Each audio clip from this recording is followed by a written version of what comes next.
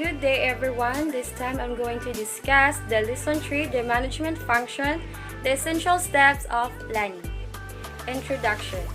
Management has been described as a social process involving responsibility for economical and effective planning and regulation of operation of an enterprise in the fulfillment of given purposes.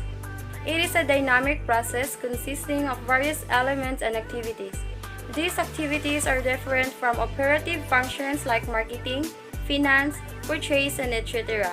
Rather, these activities are common to each and every manager irrespective of his level or status. Planning. Planning plays a vital role for us to prepare and deal with change. Planning addresses prospective changes in business objectives and the forces affecting the company. It is the function management that must be attended by all levels of the organization. Planning allows a manager to act with initiative and to create situations to the organization's advantage. These are the guidelines which has been formulated to help executives resolve the difficulty of determining the time frames of planning include. The first one is the long-range planning. This covers 5 years or more. The time span varies from one organization to another.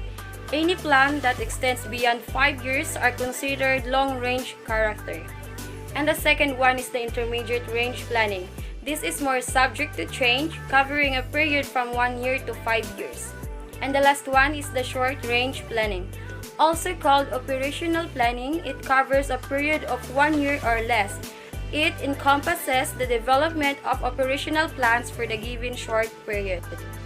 Essential steps of planning. Statement of objective. It is important that a planner has a clear concept of a broad objectives of the firm and specific objectives of any given plan. A plan must contribute to meet objectives. Statement of the problem. The problem to be resolved by the planning process must be clearly stated. Designation of planning authority. A plan of action is developed after the problem has been stated. Collection and interpretation of data. Generally, planning fall into the two broad categories. These are the external data and internal data. External data, information pertaining to the national economy and the industry in which the company is operating. Internal data, information about the past performance of the firm in the attainment of objectives, and the ability of personnel as influenced by executed plans. Formulation and testing of tentative plan. This should be formulated and initiated on a trial basis. Statement of final plan. A conclusion, and such, it must be based on the information from which it is derived. So that's all for tonight, and thank you for listening.